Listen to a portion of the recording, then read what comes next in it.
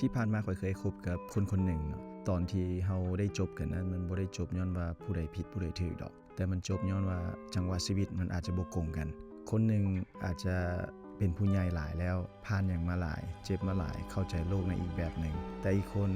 หาก็ได้เริ่มใช้ชีวิตหาก็ได้ลองรักหาก็ได้เรียนรู้ว่าความรู้สึกมันซับซ้อนหลายส่ำใดมันก็เลยเกิดเป็นช่องว่างบางอย่างขึ้นมาเงียบๆคนหนึ่งเบิ่งออกทุกอย่างแล้วเนาะว่าอีหยังมันจะเกิดขึ้นต่ออันใดควรระวังอันใดควรหยุดอันใดควรหลุดผ่อนแต่อีกคนเพิ่นยังอยากลองยังอยากเรียนรู้ยังอยากใช้หัวใจนำทางหลายกว่าประสบการณ์และมันก็บ่แม่นว่าเขาบ่เข้าใจได้อาจจะเป็นเพราะเขาอาจจะยังบ่เคยเจอและก็ยังบ่เคยผ่านช่วงเวลานั้นซื่อๆแต่พอเฮาเป็นคนที่เป็นผู้ใหญ่หลายกว่า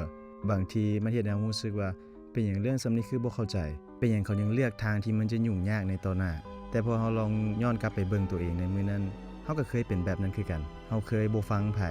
เคยคิดว่าตัวเองจะบ่เจ็บเคยคิดว่าอยากลองให้สุดถึงว่าลึกๆแล้วมันอาจจะพังก็อย่าเพราะว่าบางบทเรียนเนาะมันต้องได้เจอด้วยตัวเองมันถึงจะเข้าใจบ่แม่นเพียงแต่ว่าเว้าให้เขาฟังแล้วเขาจะเข้าใจได้ฉะนั้นแหละเนาะการที่เฮาเข้าใจเขาได้มันบ่แม่นว่าเฮาเก่งกว่าเขาดอกแต่มันเป็นเพราะว่า